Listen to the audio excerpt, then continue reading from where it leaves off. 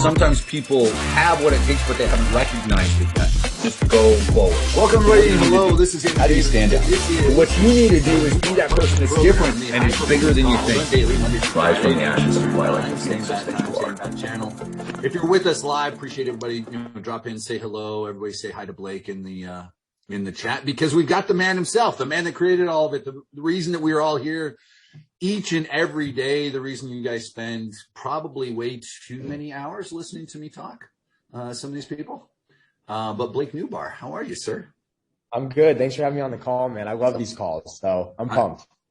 We love having you on. So guys, we will do some Q&A. If you haven't watched one of these before where Blake and I talk, I'm just going to talk to him. I'm going to ask him questions. I'm going to let him kind of monopolize most of the time. I know that he's the reason that a lot of you guys are here. I will say we'll do some Q&A, but I'm going to ask a couple of things. Here's some quick ground rules. And if some of these questions, there's a reason that I ask you. So here's what we're going to do. Feel free to ask some questions here. Now, a couple of things that I am putting off limits. You're not allowed to ask. Do not ask if you should be doing a personal profile or a business profile. Blake spends an inordinate amount of time inside the dashboard explaining about both of those. Every single call that Blake or Darren has had on to this point, we have discussed it.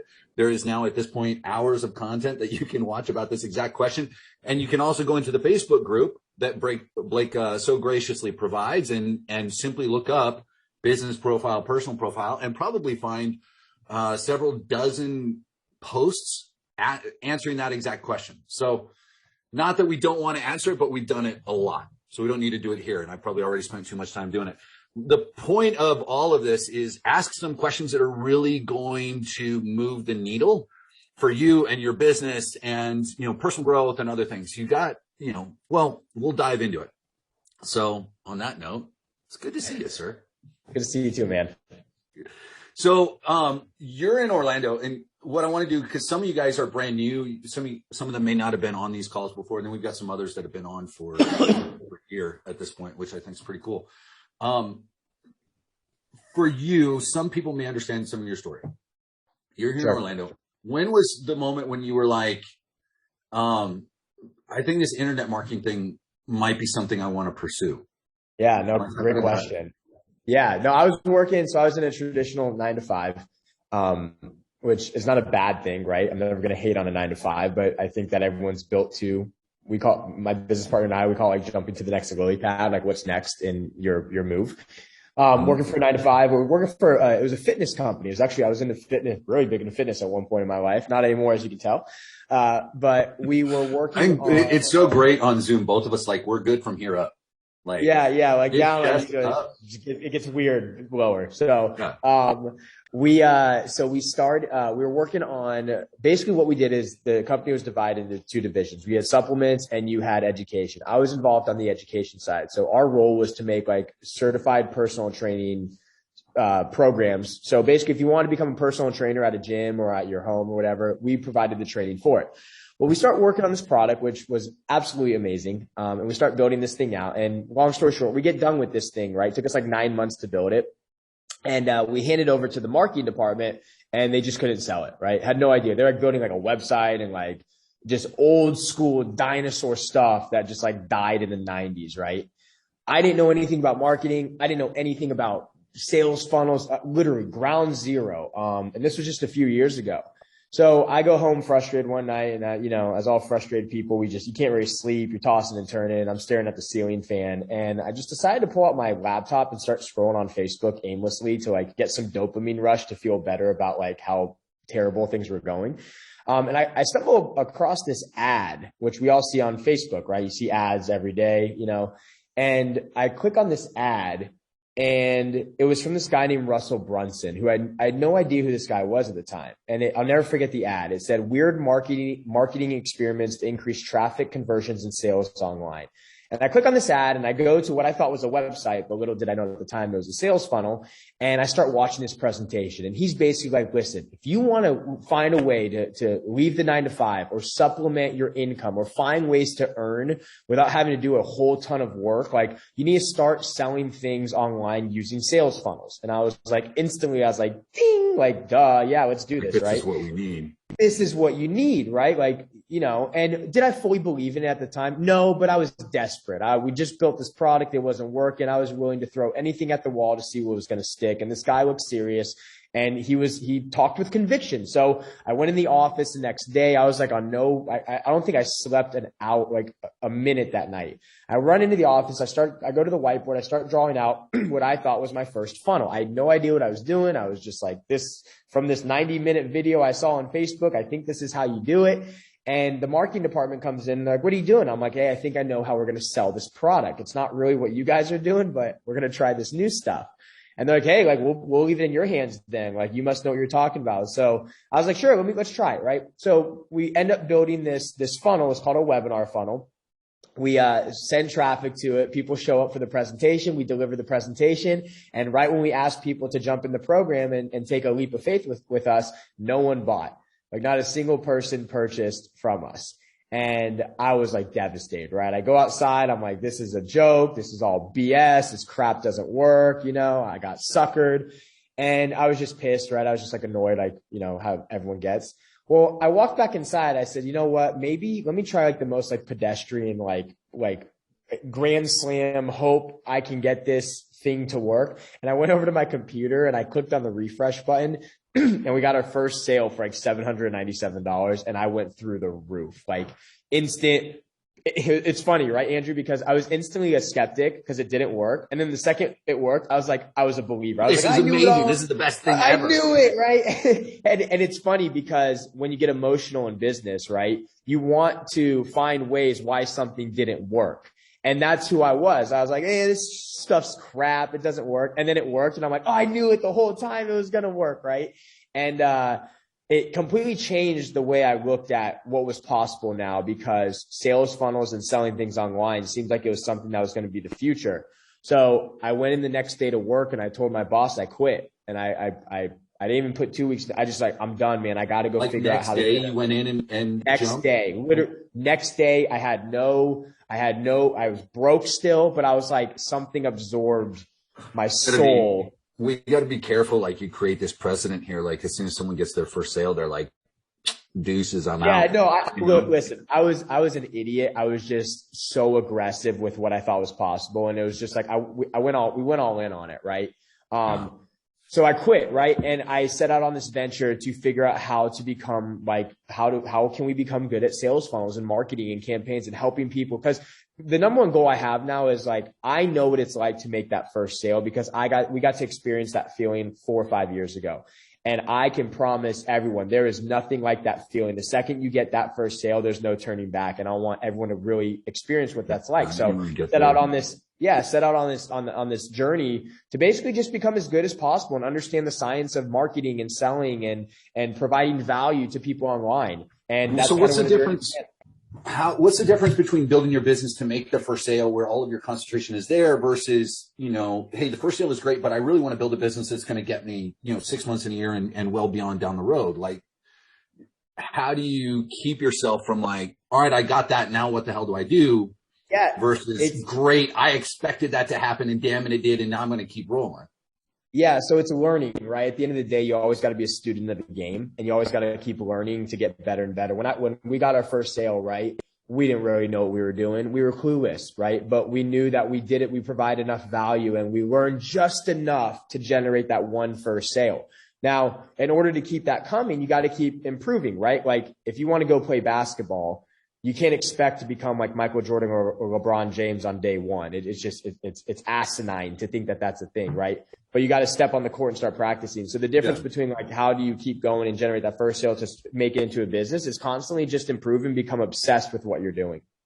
So where do you know, there's that, I talk about education and execution, right? It's one of the things like I've got a handful of these stupid catchphrases because I've been doing this for so long. So I'm like, you got to balance out education and execution. So when you talk about learning, I know you read a lot, you know, and guys, if you pay attention throughout today, you'll catch Blake throwing out quotes and stuff from books. And like, you got an amazing memory, right? I think it's fantastic the way your brain works. But like, how'd you figure out how you learn and apply? Because everyone does a little bit differently, right? Sure. So some people are readers. Some people, we work with a lot of people where they're like, well, I've got to do I only learned through doing it, or I only learned through someone. Like, what do you look at in that world? You know what I mean? There's different learning modalities, right? Like you said, people learn by reading, some people learn by watching, some people learn by hearing, right? And Right.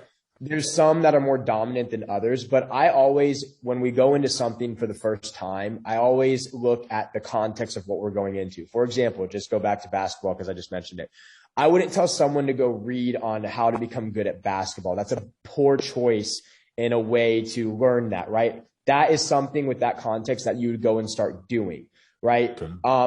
But on the flip side, right, I wouldn't tell someone to go learn about maybe like, I don't know, if you're reading something on, or if you're just an example in a book. Look at marketing. So you've it's just, so I'll go into anything and I'll honestly just start failing and start learning. And that is really the best way you can do it. But also understand what you're going into and find the different means of learning that you can use to become better at something. So I'm personally a fan of going into something, getting my teeth kicked in and seeing how to become better at it. Right. And then adjusting from there. So how do you deal with getting your teeth kicked in constantly? A lot of people can't. It sucks. How do you deal with, shit, I just dealt with this happened. Like, for example, you've had through COVID, through other stuff, you've been sick a bunch of times. You've had other stuff happen. You've had some of these ups and downs that everybody else is dealing with. How do you keep yourself going, and keep it up, as it were, the motivation and the happiness and stuff? Sure. Yeah. So first off, you have to understand that nothing's ever as good or as bad as it seems, in any situation. And then one key thing too is just, you have to guard your confidence, right? Know that when you're going to try something for the first time, you're going to suck. You're not going to be good, right? That's normal. Don't think you're going to go into anything and just be an expert out of the gate.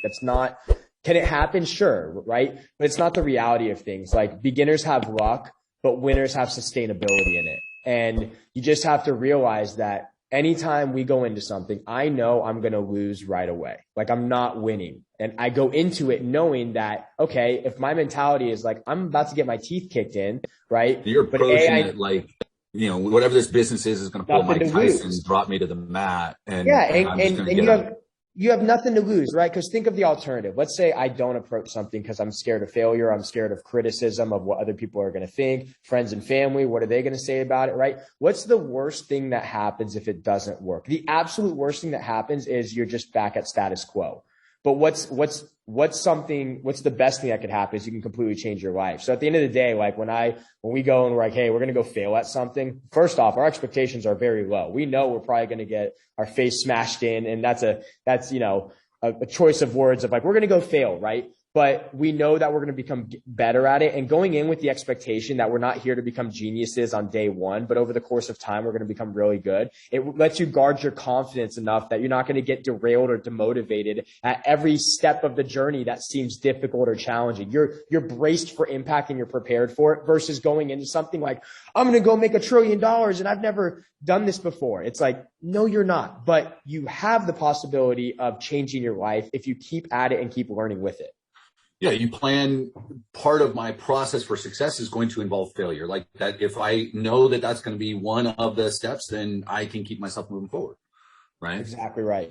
Exactly right. Did you have, as you were transitioning from, because you just got engaged, and I think we talked about it last time, but when you started online, were you guys already dating? No. When I was with my fiance at the time, girlfriend at the time, fiance now, dead broke, was working the job. So when you started online, when you're this is going to happen, So the conversation maybe with her, with, family, that was what are you doing? What the hell are you doing? Because a lot of people say, well, I don't want to put my friends and family, I don't want to do this, or someone saying this, or I've got to get my family support, blah, blah. When you went from I don't know, did you call mom and hey, I just quit. Now I'm going to do this funnel thing. And she went, I'm sorry, what? Yeah. How did some of those conversations go? Yeah. So I approached it wrong because I was inexperienced, right? I wasn't as open on those conversations because I just figured, well, it's my life. Let me go do it. But you don't realize that the decisions you make affect others. But the key to get everyone to support you is really simple. You just have to have an open conversation about what it is that you're doing in a way that lets them know that everything's going to be okay. Like, I think one of the big things that happens when someone wants to venture out on their own and they're in a relationship or they have to tell family is that the first thing people are going to do is be like, I don't know if you should do that, or, I don't support this, right? Because at the end of the day, people hate change. And that change is something that might scare them, right? It's like, hey, Ronald, you've been like a construction worker for 20 years and now you want to try and start your own like potato chip business. That's probably going to scare a lot of people, not because Ron can't be successful at the potato chip business, but because Ron's been in construction for 20 years. And now when he has to break that news to someone, they're instantly skeptical. They want to turn down the idea because they want their current way of life to stay consistent with what it's been doing. So I think the important thing you have to do, which was what I had to learn, is just have open conversations and rest any type of objection they may have at ease of why you're doing it. And all you're asking for is support, because I promise you, once you make it and once you hit those goals you're after, they're going to love the fact that you took that leap of faith. It's a different conversation when all of a sudden, you start adding in different things and they go, okay. Yeah, honey, spend some time in your office. That's all right. Exactly. Yeah. It's scary, right? I think we all know that it seems scary to tell someone that, but getting their support, getting support is always a great thing to have. And it's your job as an entrepreneur to have those open conversations with someone about why you're doing something. And like I said, if they have skepticism about it, just help them understand why you're doing it and show them the upside, show them how things can change for the betterment, paint that picture for them of what the future can be like if you take that leap of faith. I've had a couple of examples of this, but I'd like to hear from your perspective because you've, the level that you've created and been successful. When was the last time you had a conversation like that, maybe recently, with someone where they still went, you should, why aren't you doing a regular job, or why are you doing that, or it's not going to work, even though you can show them like, here's proof, I've done this, and they still kind of, they downplay it, they poo-poo it. Like, have you had one of those recently? It's been a while, but I had a ton of them in the beginning. It was almost like every day I felt like I was explaining myself to someone until I realized I don't owe anyone an explanation. Well, I mean, like outside of, because you're so locked into like this internet marketing world, like you're one of these names that like I'm working with people daily, like doing different things, and like it comes up that I'm connected with you because of what we do. And they're like, oh yeah, I've seen his stuff all over. So like outside of this bubble, you know what I mean? Like if you run into anyone in the real world outside of internet where they go, oh, come on, dude. Oh, you're an internet marketer. Like anybody like that is what I mean. In that context, all the time. Yeah. It's weird, right? Because I was the same way when I didn't understand it either. And then you do something and you have success and you almost flip this script of like, now I get it. Yeah, if I run into someone in a conversation, a complete stranger, like let's say my fiance introduces me to the husband of her friend and we start chatting, they'll always think it's cool, right? They're like, wow, that's awesome. Because I think at the end of the day, the world wants to find a way to ditch the 9-to-5 and earn from their laptop. I mean, it's a great lifestyle, right? But yeah, there's always that like, well, what do you do? How does it work? Like, have you ever thought of getting like a normal, consistent job? Yeah. And like, how's that working out for you?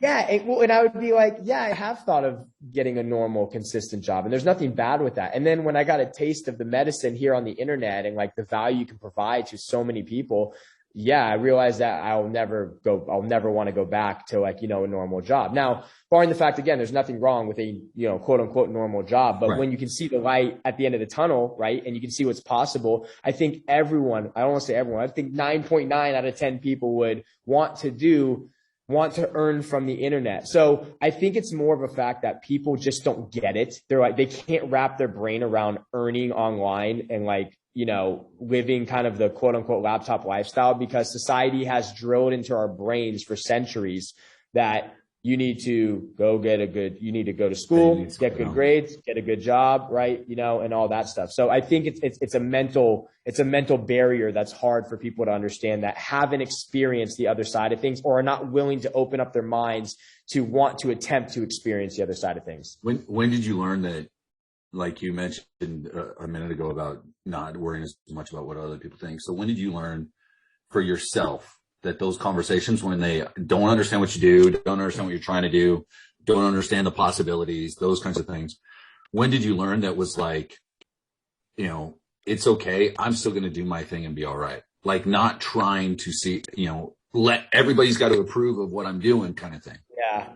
I love that question because, man, you always feel like you need to explain yourself to someone when they ask you about what you do. And then I realized I failed like 37 times in a row trying to get someone to understand what it is I do. And I just kind of stopped caring because I didn't really get anywhere with it. Right. I could sit down and explain all day in the simplest forms. Hey guys, like, what do you do? Like, I help people earn an income from their laptop, or, hey, I help people sell things online. Right. And at the end of the day, like, you're always going to get opinions from others. And I think it wasn't until like so many of those, I was just like, I don't really care anymore. You know, like, you know, ask me what it is I do. I'll always tell you what I do. And if you're interested and you ask me more questions, I'll go into deeper. But I just felt the need, like, you don't owe anyone an explanation for what it is that you do in anything. Now, if you want to give someone that explanation because you feel whatever reason being the situation, please feel free to, but I stopped feeling like I owed someone an explanation for what I do. Yeah. And I started realizing like, this is me, this is what I do. And I got to a point where I just stopped explaining it so much and I stayed focused on what was working for us. Yeah. When was, you know, a moment that you kind of recognized that you were moving into kind of rarefied air in the marketing space? And I know, and look, because everyone, I want to understand this about you. Like, you're a humble dude, you know, and like I've worked with a lot of people, and you know, we go and we sit down at dinner and we're just shooting the shit. We're just talking about whatever. You know, you let me make fun of how you eat steak and everything else. Like, you're just a normal guy. And by the way, just what Andrew's talking about, guys, everyone's allowed to make fun of me. I get my steak medium well, which is like a cardinal sin. And every time Andrew and I go get dinner, Andrew, myself, this amazing steakhouse in Orlando, and you get like, you know, I'm going to get the filet medium well, and I'm like, order a you know, a country fried steak. Then. Yeah. I find a way to butcher a really good cut of steak by how I have it cooked. So Andrew gives me shit about it, and I welcome it because I deserve it. but you know, so the point is like, but you're a normal dude, and what you've achieved, and you know, we've got the plaques up right behind you, you know, all these awards, everything you've done. When was that moment where you were kind of like, hey, I'm kind of moving up into this, like, we're doing something pretty significant here. Like, you know what I mean? Yeah, I think when it went from like, oh, I'm doing, you know, I'm doing okay, to so and so recognize me, or like, when was that? So I think the big break like that we had was probably when Kevin Harrington from Shark Tank gave us a call about like working with him to help him launch his new book funnel called Key Person of Influence, which is an amazing book. Really short read too, because it's easy to digest. But he called me out to go sit down with him and have breakfast with him in Clear. So I live in Orlando. He lives in Clearwater. I'm like 2 hours away from him. And that was the moment I was, you know, we were sitting there. I was just like, oh my gosh, like this is a former shark on Shark Tank. Like this could be like next level stuff. So it was that moment. And then it's funny too, because those moments, those opportunities will give you the foot in the door to be able to rise up to the next level. And then it's your ability to actually capitalize and execute on what that opportunity is, to stay at that level, to now make that level your new support line. What did you have to do where you felt like, because that kind of goes to one of the questions about that glass ceiling. And I feel like in an entrepreneur's journey, there's levels, right? So you hit one point and then you're kind of there. And then it's like the next opportunity comes up and it's the glass ceiling, it's the next door, it's whatever. First off, was he introduced to you? You said you got a phone call. Was that an out of the blue, like, come on, who's pranking me? Like, where's the cameras? Or like, what was that? My JV manager had connections, right? I get a call from a friend of mine who works with Kevin Harrington. His name's Mark, and he calls me. He's like, hey, Kevin sees what you're doing in the marketplace. He sees who you're helping. Like, he wants to sit down and he wants to talk to you and have breakfast and all that stuff. So it started there. And that's when it's like, am I getting punked right now? Is Ashton Kutcher about to hop out of the closet, right? And then it started taking off from there. And I think that was like the big next level to really have a stronger brand presence in the marketplace, was to be able to work with him as a partner, you know? Yeah. Actually doing something for him. And then what was like, Well, here, I want to go back to a question that's, Yeah. I've asked you before, and I want to see if it's the same answers. Got So it. like, kind of like if you were to start over, you're talking with someone that's kind of starting over, and guys, I'll hit on some of the questions that you guys have here, I promise. But like top skills that you think someone need, if they want to be successful as an online entrepreneur, what do you think are some of the, like top skills someone needs to develop in order to become, a top tier entrepreneur online? So the one main skill I think everyone needs to learn is salesmanship. You have to learn how to sell. I think that's a critical part. I would even consider that just part of entrepreneurship. That's a part of life. The way I was able to get in a relationship with now my fiance was salesmanship. Now, I don't mean like selling her of like, let me present the value of why you should be with me, right? We have this PowerPoint presentation. Let's talk about it. Yeah, but essentially you do that just in not that business-esque way, right? You show her, for example, like I was funny, or, I took her on a good date, or I gave her it was a fun time, right? Whatever it might have been, right? But I think learning how to present and build up value of something you believe in the eyes of all different types of consumers and what they find valuable in. I think if you can sell or learn selling, because listen, no one's born. I want everyone to understand this, because there's this like big myth that like you're just good at sales or you're not. No one starts out great at sales. Again, people might have a knack for it and they might be better at first, but sales is a learned thing. You learn how to sell. So I don't want anyone to ever think that I'm not good at sales. Well, the answer to the reason if you don't think you're good is just because you're not learning enough about it yet, because anyone can learn sales, right?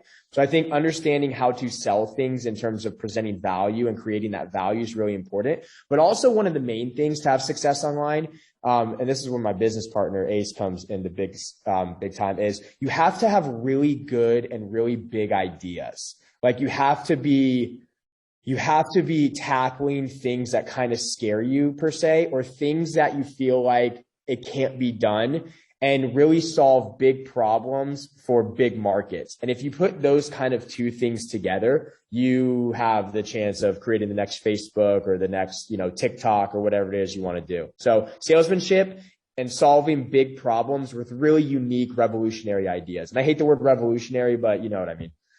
So what's the difference between salesmanship and just marketing? Because I know we got people that say, well, I'm not good at sales. You got some people that hear you talk about, being good at sales and like they're ready to puke and throw the computer against the wall. Like what's the difference between salesmanship and marketing? Yeah, marketing. Look, marketing is getting the idea out from its supply chain in a sense. It's getting your idea out from one part of the supply chain all the way to the end. And marketing is a set of activities that are done at every step of the level, right? Whether it's a Facebook ad is a part of marketing, right? And advertising, or it's follow up on emails, or it's reaching out to a customer. All these things you're doing from point A to point B, right? From the start to finish is marketing.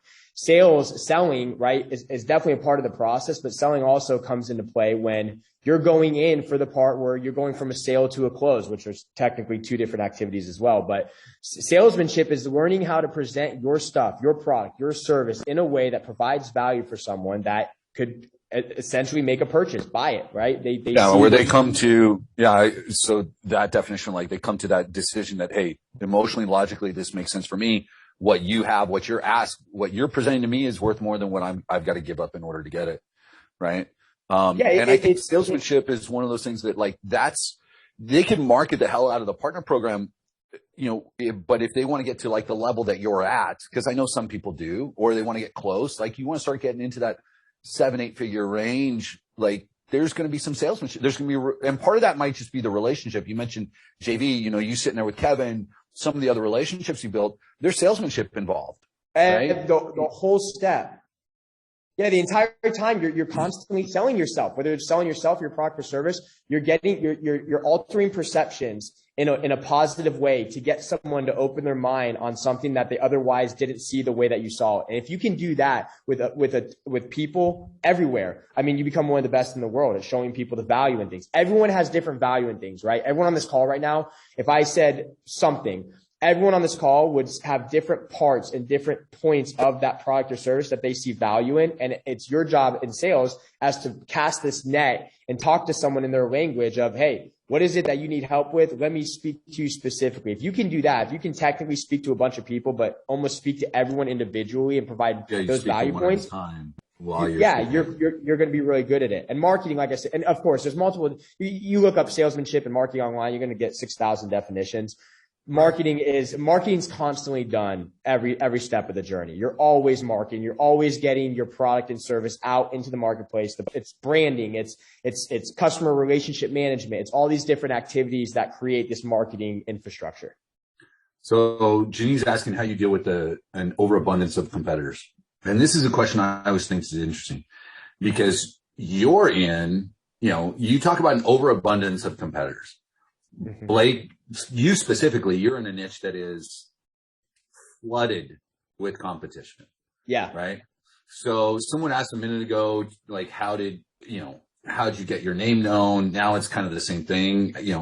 How do you deal with the abundance of competition? Sure. So how do you connect that with what you were just talking about? Yeah. So there's this quote by Michael Phelps. I love it. I don't even know if it's by Michael Phelps. You guys might have seen the picture on Instagram. It's winners focus on winning, losers focus on winners.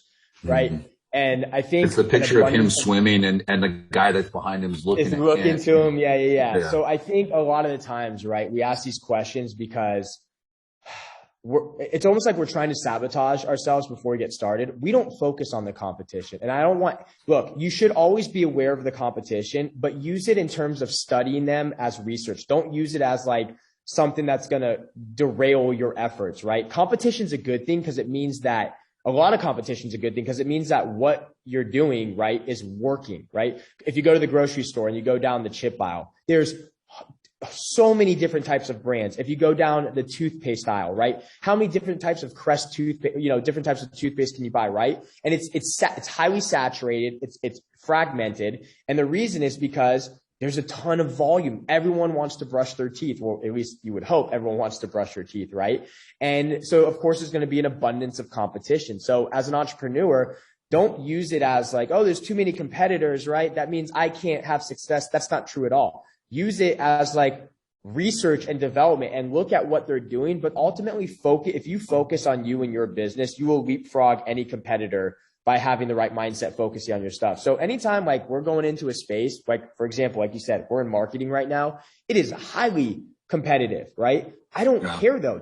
I view that as a good thing. That's great because now I know that I'm going to have sustainability and the livelihood will probably continue because I'm in a space that has high demand, and with high demand, there's a lot of suppliers, and we're one of the suppliers, and we just focus on being the best supplier, and that's how we deal with it. It's more of a mindset thing, in my opinion, than so much.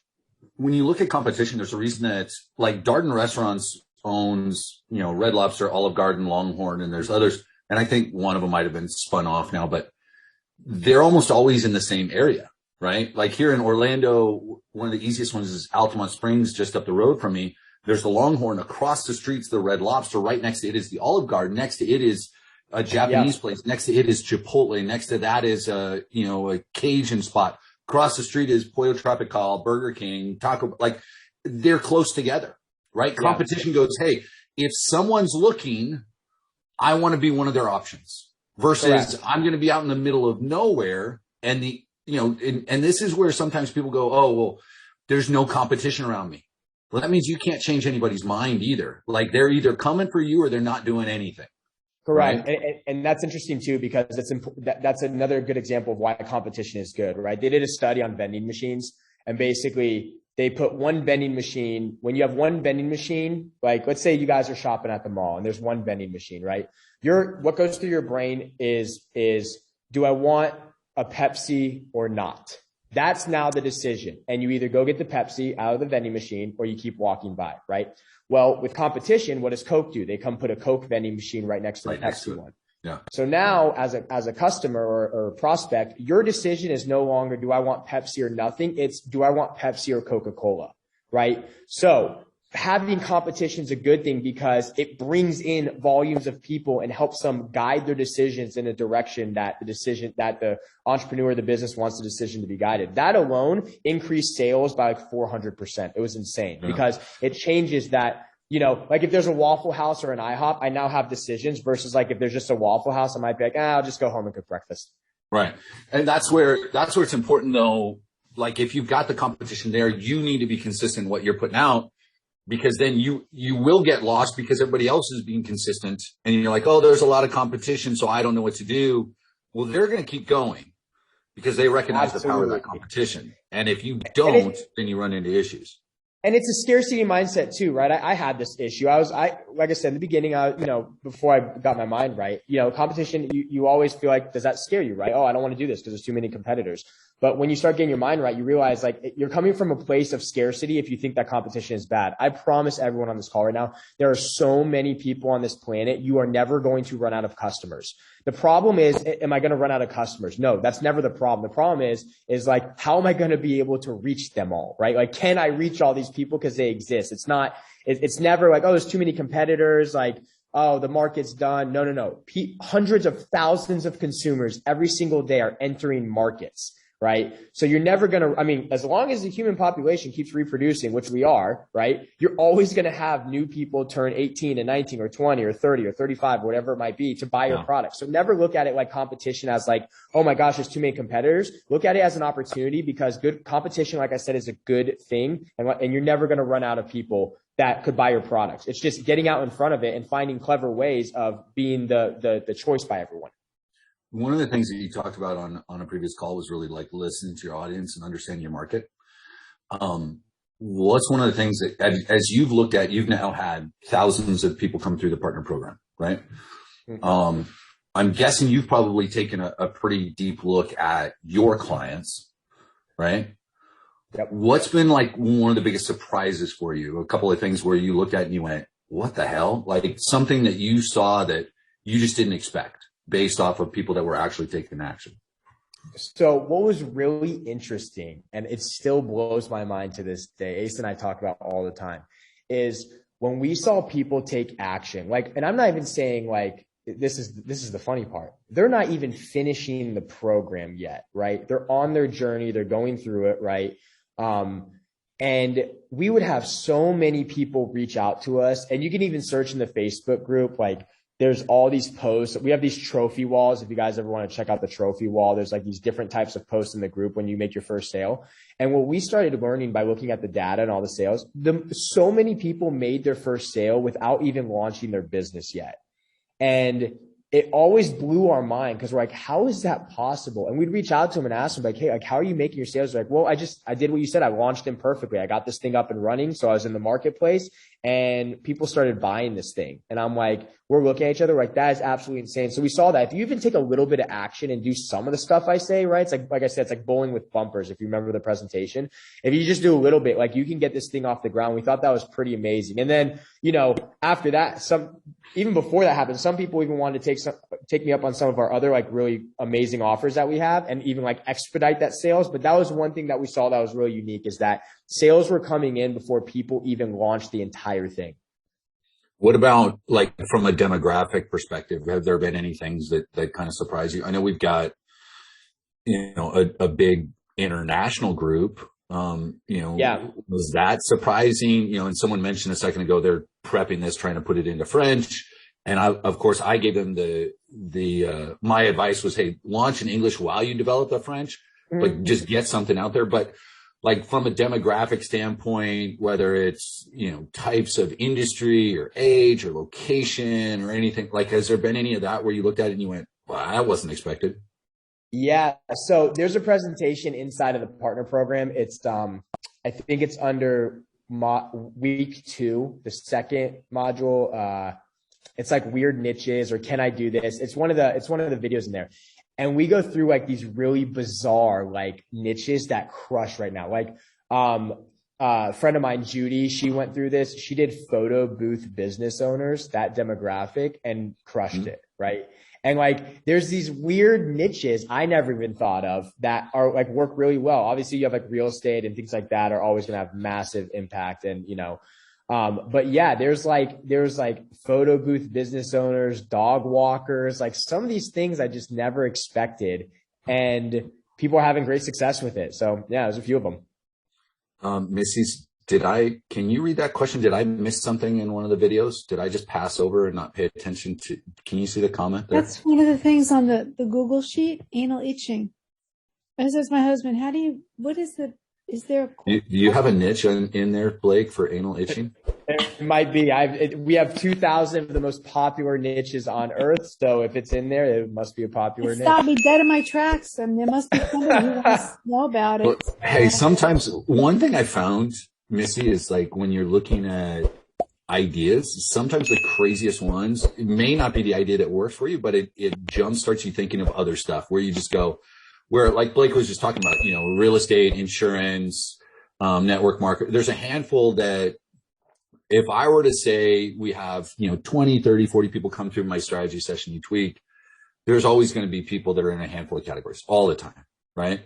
Sometimes you need something like this that just makes you go, wait a minute. And then you think of something else, right? Well, yeah, like the medications for it probably is the direction it was taking it, is like the different types of doctors or companies that offer those medications. You can go to the doctors now, right? Exactly. And create your profile. Not the how to do your. Yeah. I don't know if you guys asked him on a Scalco, but he talks about, there's like a whole internet for people who want to dress up like babies. There's something for everybody. And I haven't even gotten past the A's yet, so. Don't let it bog you down. Niches. So what's, you mentioned Kevin Harrington. What was one of the other, kind of maybe someone you met that was like, hey, this is a dude that's been on maybe your top influential list or your dream 100 list? Tony Robbins talks about like that. There's a lot of different ways to kind of like someone that you were introduced to or had an opportunity to work with or something like that,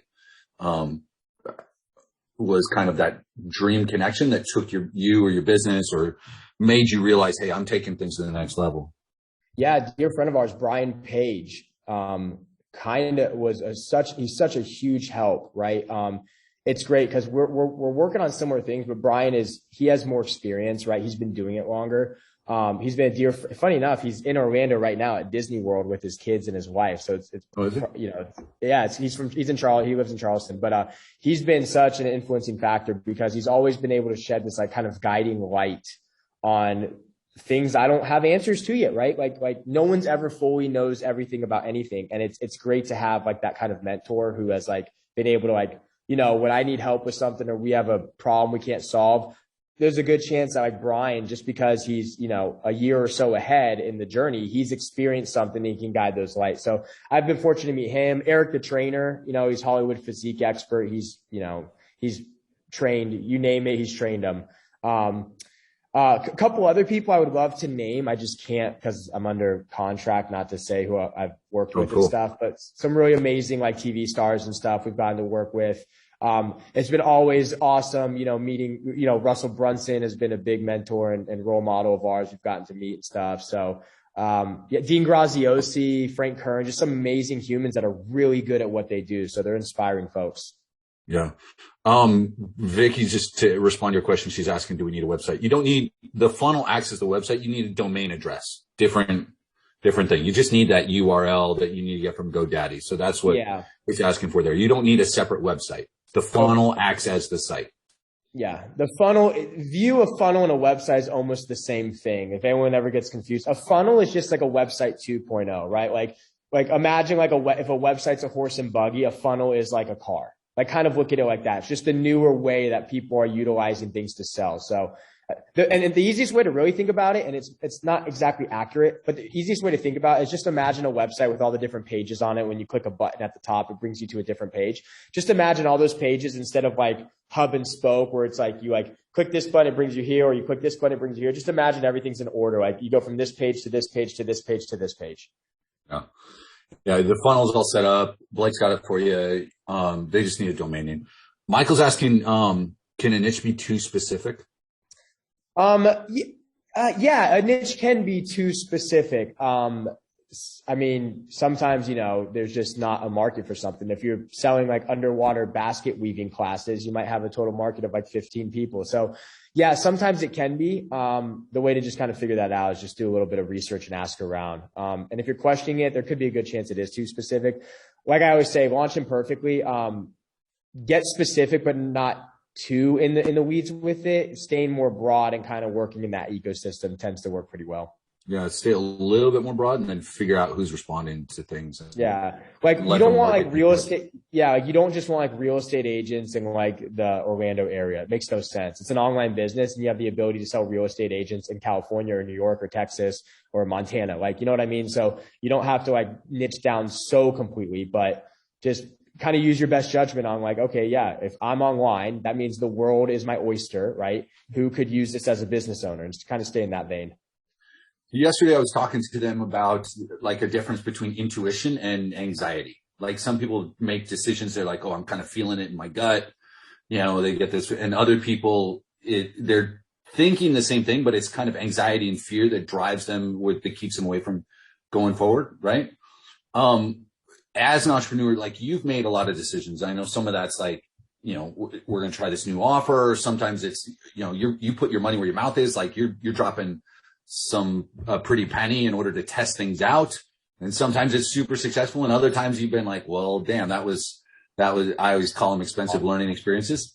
You know, like how do you differentiate when it's like, okay, am I making this based off of anxiety, intuition, or like too much excitement? Like, you know what I mean? Like, how do you keep things balanced on going forward, not going forward, like that kind of thing?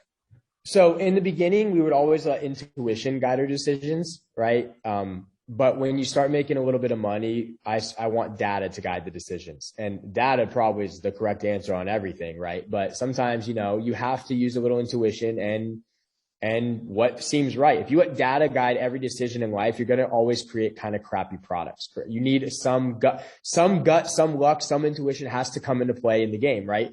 But mostly now on the product side of things, a lot of it's it's an art and science mix, right? Like there's always has to be art and science, right? So there's data. And when I say data, guys, what I'm basically saying is like, oh, 9 out of 10 people want to buy this product from us because we asked them. Yeah, maybe that's a product we go make. Intuition, which would be the art side, would be like, well, how can we make this product really cool, right? Which you're not going to get those answers from customers because it's the whole Henry Ford thing. If I would ask people what they wanted, they would have said faster horses. He had to use some intuition to come up with a car, right? Or the mass production of a car. So when we're developing products or creating something new, it's a mix of both. When we're marketing, right? If it's not the strategy or like a campaign, which is a lot of art too, we're using a lot of data. We're like just understand, kind of keep your emotions out of it, because as entrepreneurs, we tend to think that everything we touch turns to gold. But that is so far from the truth. I could have a successful business here. I could go into some other realm of business and fail my face off, right? Yeah, so you always want to go into anything with using numbers and data and looking at it's the ugly stuff, right? It's the stuff. Well, so the numbers and data are important. A lot of people talk about like they're getting into this and they want to start making money because there's this feeling that, you know, if I start earning X, a lot of this stress is going to go away. And to an extent, a lot of things can be answered when, you know, bills are paid and you got money in the account and you're feeling okay. We got the awards behind you to prove it. You've done a certain amount of revenue. Do you still get those days where there's like anxiety and like, oh my gosh, what am I going to do? And it's been a slow month. What the hell is going to happen? Yeah, all the time, right? I'm human. I'm just a normal guy, right? So yeah, there's days I don't even want to get out of bed because you're stressed, you have anxiety, you feel like the world's crashing in on you. Every feeling that everyone on this call experiences is the same feelings I get as well, right? Nothing changes with that. So the difference is how you act on it. I know I'm going to have shitty days. It's a fact. I'm not going to, that's life. I know I'm going to have good days. I know I'm going to have days I don't want to get out of bed, right? That's normal life. How do you deal with the days where you're feeling a little depressed or anxious or whatever, where you're just like, screw it, I don't want to do this? Yeah, it reminds me of another quote, and I'm just pulling quotes out just because you keep. It's okay. I set you up at the beginning. Drop your quotes, my man. It's like Steve Jobs, what he said, like when you truly like, and I'm going to botch this, of course, but like when you truly love what you do, you don't have to be pushed. The vision will pull you. That's kind of what it is. What gets us out of bed every single day, even if we're miserable, tired, you know, whatever it might be, pissed, angry, whatever it might be. When you understand, when you put emphasis on what you're doing and the progression towards it, that vision that you want to accomplish, that is what sucks you out of bed every single day, and gets your butt in a chair to keep working on it. So always, you have to have a why. You have to know why you're doing something. Money is never going to be the reason why. It might be in the infancy stages, right? Everyone wants to get rich or richer or more money and not have to worry about bills and all these things they have to pay for. Absolutely. That is a fact of life. But in the long run of things, what's going to keep you excited about building a really fun internet business is, why do you do it? Is it for your family? What's the reason why? And once you understand that, it's going to get you out of bed, even when you would think you would never get out of bed. So when you started and you told the story, with the fitness, and then you just jumped into it. Obviously, when you did that, you weren't like, hey, at some point in a few years, I'm going to have done this much and I'm going to be doing I'm just going to stand behind this cool desk and talk to people in the middle of the day and blah, blah.